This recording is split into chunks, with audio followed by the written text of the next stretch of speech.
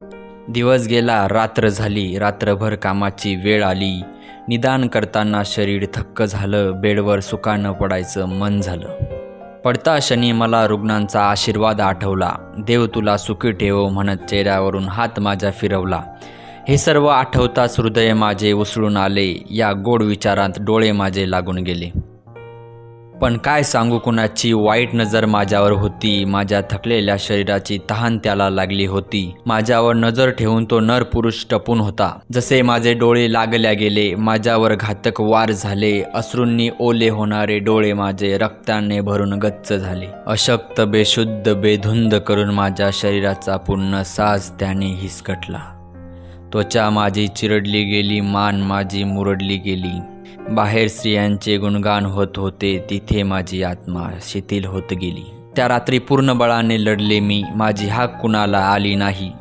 मला मारायचा कटाक्ष होता तर मुके मारायचे होते. हा खेळ का माझ्यासोबत खेळला आई? इतकेच नाही आई, तुला मी आत्महत्या केल्याचं सांगितलं गेलं. इतकेच नाही आई, तुला मी आत्महत्या केल्याचं सांगितलं गेलं. अनावस्थेत पडलेलं शरीर माझं साक्ष देत होतं. पण तरी मात्र घटना दाबण्याचं कारस्थान झालं. क्राईम एरिया उद्ध्वस्त करून पुरावे मिटवण्याचा प्रयत्न झाला. स्वतःच्या मुलीबाळींचा विचार न करता मला सुसाईड ठरवण्याचा प्लॅन झाला.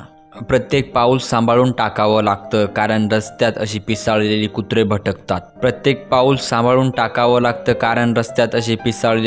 भटकतात. क्वचित घटना डोळ्यासमोर येतात, नकळत किती निर्भयात जाळ्यात अटकतात. घटना घडली की स्टेटस पडणार, 3-4 दिवस ट्रेंड करणार.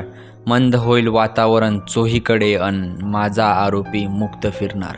वैद्यकीय क्षेत्राचा मला गर्व होता. मरीजांचा इलाज करण्यातच माझा हर्ष होता. इतरांप्रमाणे आनंद मी लुटला नाही. तुमचा शब्द मी बाबा कधी मोडला नाही. उठा बाबा, मला न्याय मिळवून द्या. स्वप्नांसाठी माझ्या आभाळ पिळून द्या. बंधन कमी करा माझ्यावरचे बाबा, आणि मला धारदार तलवार घेऊन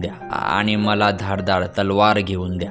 Share this video as much as possible.